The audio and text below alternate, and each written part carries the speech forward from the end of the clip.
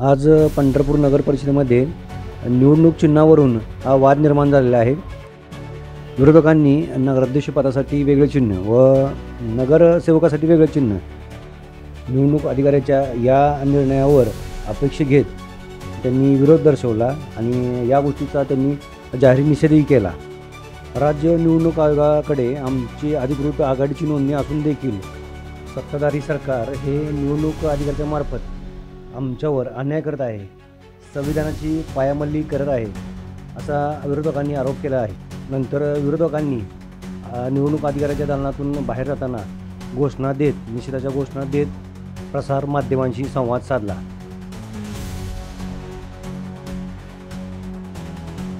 तीर्थक्षेत्र विकास आघाडीच्या माध्यमातून अर्ज भरत असताना आम्ही आघाडीचा ही रजिस्टर्ड महाराष्ट्र शासनाच्या निवडणूक आयोगाकडे रजिस्टर्ड आघाडी आहे आणि या आघाडीचा आम्ही आघाडीच्या माध्यमातून बी फॉर्म म्हणजे एबी फॉर्म सुद्धा या आघाडीचा आम्ही त्या ठिकाणी दिलेला आहे। आणि आम्हाला आज अचानकपणे त्यांना सांगण्यात येतंय की तुम्ही एकीकडं राष्ट्रीयकृत पक्षाला वेगळा न्याय, त्यांना तुम्ही अर्ज भरलेल्यापासून प्रचाराचा त्या ठिकाणी शुभारंभ असेल प्रचार करायची परवानगी दिली, त्यांच्या काही आघाड्यांना त्या ठिकाणी प्रचाराची परवानगी दिली।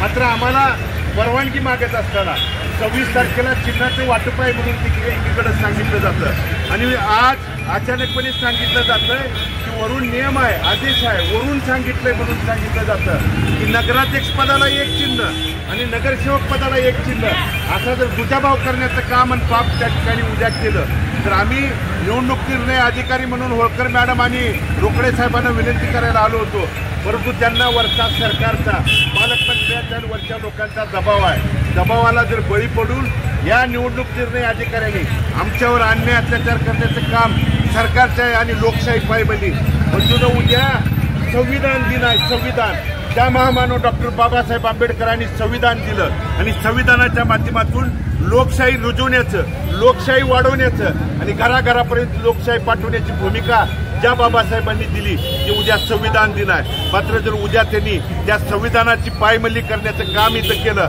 तर मी आपल्या प्रसार माध्यमाच्या माध्यमातून पंढरपूर शहरातल्या सर्व नागरिकांना आवाहन आणि विनंती करतो की प्रत्येक घरातला संविधान वाचवण्यासाठी, लोकशाही वाचवण्यासाठी, लोकशाही जिवंत ठेवण्यासाठी उद्या या नगरपालिकेच्या पायरीवरती आपल्याला येण्याची गरज आलेली आहे।